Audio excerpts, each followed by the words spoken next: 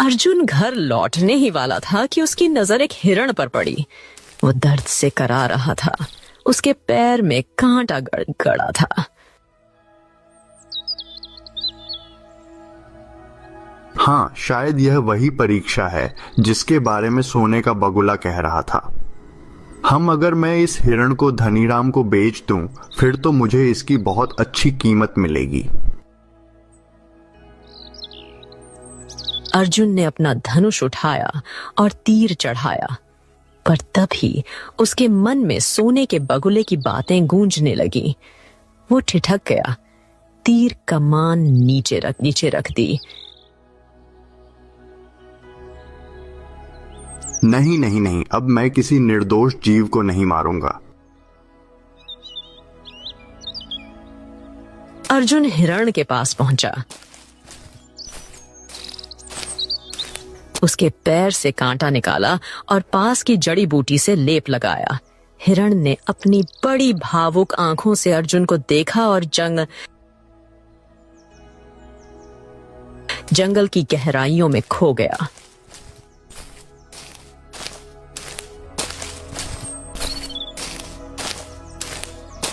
अर्जुन घर लौटा। राधा दरवाजे पर खड़ी थी।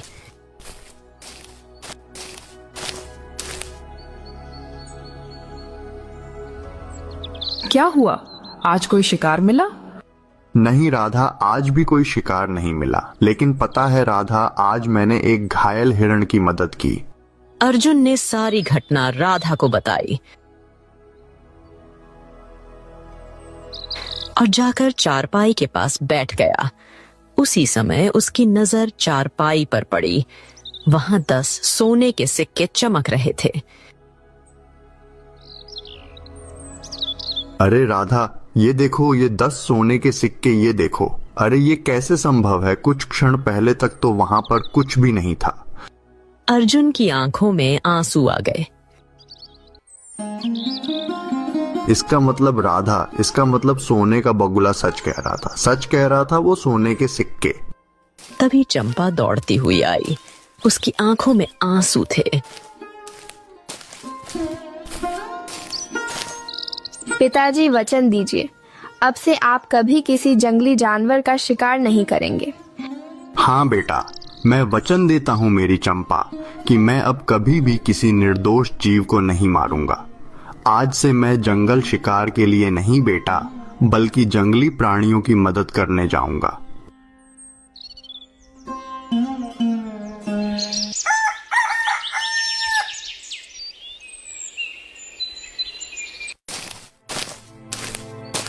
अगले दिन अर्जुन जंगल गया। थोड़ी दूर उसे एक मैना पक्षी मिली जो कांटेदार झाड़ियों में फंसी थी। अरे भगवान, यह तो बुरी तरह से घायल है। लगता है किसी कटीली डाल से टकरा गई है। रुको, मैं देखता हूँ।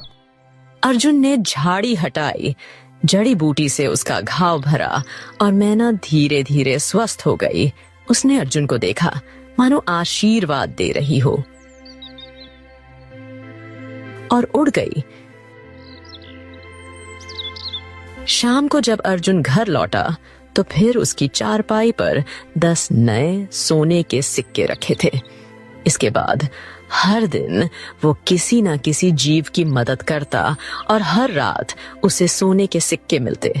धीरे धीरे अर्जुन के पास धन की कोई कमी नहीं रही। समय बीतता गया। अर्जुन के पास अब बहुत सारा सोना था। एक दिन राधा ने मुस्कुराते हुए कहा, अब तो आप काफी धनवान हो चुके हैं, क्यों ना कोई व्यापार शुरू करे? हाँ, तुम बिल्कुल ठीक कहती हो राधा। कल से मैं फलों का व्यापार शुरू करूंगा। यह सही रहेगा। अगले दिन अर्जुन ने फलों का व्यापार प्रारंभ किया। वो मेहनत करने लगा और उसका व्यापार दिन प्रतिदिन बढ़ता गया। एक दिन मुखिया ने अर्जुन को बाजार में देखा। अरे अर्जुन, ये क्या भाई, तुम तो शिकारी थे, आज फल बेच रहे हो, ये क्या चक्कर है? मुखिया जी, अब मैं किसी जीव को नहीं मारता। मैंने कसम खाई है, अब से केवल भलाई करूंगा। हाँ। अरे वाह वाह, शाबाश। मुझे अच्छा लगा तुम्हारे मन का ये परिवर्तन देखकर। तुम बहुत सच्चे अर्थों में किस्मत वाले शिकारी कहलाने योग्य हो। आप बहुत अच्छे, बहुत अच्छे।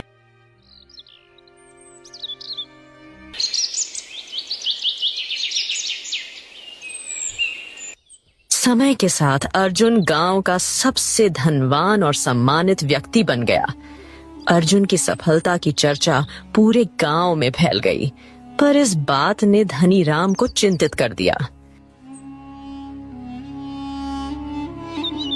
अरे ये कैसे संभव है? ये तो वही गरीब शिकारी था जो मुझे शिकार बेचकर जीता था। हे ससुरा, अब ये अचानक से इतना अमीर कैसे बन गया? धनीराम अर्जुन के पास गया। ए अर्जुन, ये क्या चमत्कार है भाई? तुम शिकार विकार छोड़कर फिर भी दिन दुगनी रात चौगुनी तरक्की कर रहे हो। कौन सा खजाना हाथ लग गया भैया? धनीराम जी, अब आप सम्माननीय व्यक्ति हैं, इसीलिए मैं आपसे कुछ छिपाऊंगा नहीं। मैं आपको सब कुछ सच सच बताता हूँ। अर्जुन ने धनीराम को झरने और सोने के बगुले की पूरी कहानी सुनाई। धनीराम की आंखों में लालच चमकने लगा।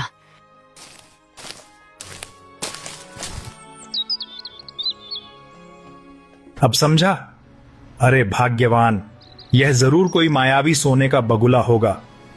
अगर मैं उसे पकड़ लूं, फिर तो मैं भी अमीर बन जाऊंगा। क्या कहती हो? तो फिर देर किस बात की? जाओ और उसे पकड़ लाओ। अर्जुन तो मूर्ख था जो उसे छोड़ आया। तुम ऐसा मत करना।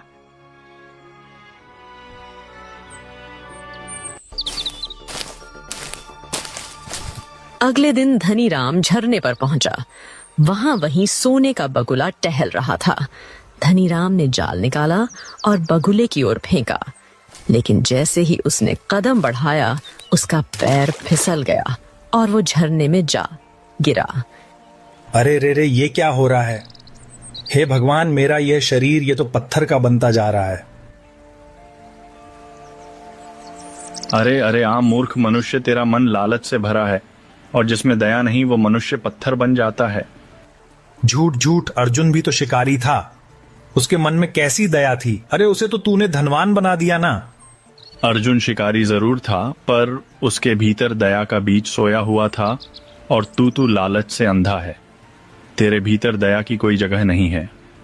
अगले ही पल धनीराम पत्थर बन गया। झरने के किनारे अब एक पत्थर की मूर्ति खड़ी थी, जिसके चेहरे पर लालच की जमी हुई परछाई थी। शाम तक धनीराम घर नहीं लौटा। हे भगवान, मेरे पति झरने पर गए थे, अभी तक लौटे नहीं। क्या कोई अनर्थ हो गया? इतना कहकर वो सीधा अर्जुन के घर पहुंची। रात का सन्नाटा था। अर्जुन गहरी सोच में डूबा था। अरे धनीराम की पत्नी, आप इतनी रात गए, क्या हुआ? और आपके चेहरे पर यह चिंता क्यों झलक रही है? क्या बात है? अर्जुन, मेरे पति झरने के पास गए थे, वो लौटे नहीं। मुझे लगता है कि उनके साथ कोई अनहोनी हो गई है। मैं तुम्हारे पास इसलिए आई हूँ, कृपया मेरी मदद करो।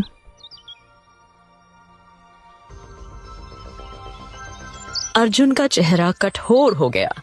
उसकी आंखों में गुस्सा और चिंता दोनों झलकने लगे। ओ, आखिरकार सेठ जी को वहां जाने की क्या जरूरत थी? वो बगुला कोई साधारण बगुला नहीं, बल्कि मायावी बगुला है, और उसका रहस्य तो मुझे भी पूरी तरह से नहीं पता। क्या कहूँ सेठ जी को? चलिए मैं जाकर देखता हूँ, कहीं सेठ जी को कोई नुकसान तो नहीं हो गया। अर्जुन और धनीराम की पत्नी जंगल के उस रहस्यमयी झरने तक पहुंचे। चांदनी झरने पर पड़ रही थी और वहां पत्थर की एक आकृति खड़ी थी। अरे भगवान, ये तो मेरे पति हैं। इनका शरीर तो पत्थर का बन गया है। अर्जुन स्तब्ध रह गया। तभी रंग बिरंगी किरणों की चमक हुई और उसी चमक से सोने का बगुला प्रकट हो गया।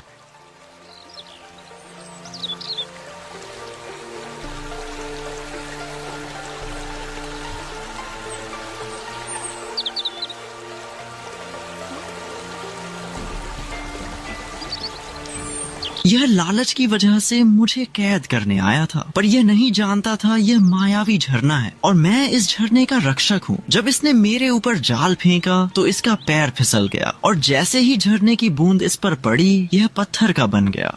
हे दिव्य बगुले, मेरी विनती स्वीकार करना। कृपा करके इन्हें हमारे सेठ जी हैं, यह इनको इनके असली रूप में लौटा दीजिए ना। असंभव, एक बार जो पत्थर का बन गया फिर वह मनुष्य नहीं बन सकता, हरगिज नहीं। धनीराम की पत्नी जमीन पर गिर पड़ी और फूट फूट कर रोने लगी। अर्जुन की आंखों में आंसू आ गए। देखो, कुछ समय पहले जब मैं तुम्हारे पास आया था, तुमने कहा था कि मेरे मन में दया की एक चिंगारी बाकी है। अब वह चिंगारी एक दीपक बन चुकी है। अब मैं पूरी तरह से दयालु हो चुका हूँ। अगर तुम धनीराम को जीवित नहीं कर सकते तो ठीक है, मुझे भी पत्थर बना दो। मुझमें भी तो कहीं ना कहीं गड़बड़ी थी ना। बगुला कुछ क्षण मौन रहा, फिर अचानक उसके शरीर से रंग बिरंगी किरणें फूट पड़ी और अगले ही पल वो एक सुंदर पुरुष में परिवर्तित हो गया। अरे अर्जुन, तुम सच में पूर्ण दयालु बन चुके हो। तुम्हारा मन निर्मल हो गया है, इसीलिए तुम्हारे शब्दों ने चमत्कार किया। और देखो, रंगीन किरणें धनीराम के पत्थर शरीर पर पड़ी और वो अपने असली रूप में लौट आया। मैं इस झरने के अंदर रहता हूँ, यह मेरा राज्य है। मैं बगुले के रूप में घूमता हूँ ताकि मनुष्यों की परीक्षा ले सकूं। ओ, अब मुझे समझ में आया कि यह झरना क्यों रहस्यमयी है। मैंने देखा था तुम पहले एक क्रूर शिकारी थे जो जंगल के जीवों को मारकर आनंद लेता था, लेकिन तुम्हारे भीतर दया का बीज हमेशा था। उसी बीज ने तुम्हें बदल दिया। आज तुम सच्चे अर्थों में किस्मत वाले शिकारी बन गए हो, क्योंकि किस्मत उन्हीं की होती है जो अपने मन को जीत लेते हैं। हाँ, अब मैं सदा दया और सेवा के मार्ग पर रहूंगा। जब तक जीवित रहूंगा, हर घायल पक्षी और जानवर की मदद करता रहूंगा। ऐसा ही हो अर्जुन, जब तक तुम जीवित रहोगे हर सेवा के बाद तुम्हें आशीर्वाद और सोने के सिक्के मिलते रहेंगे, ये मेरा वचन है। इतना कहकर मायावी पुरुष रंगीन आभा में विलीन हो गया। अर्जुन, धनीराम और उसकी पत्नी झरने के पास खड़े रह गए। उनकी आंखों में श्रद्धा और पश्चाताप दोनों थे।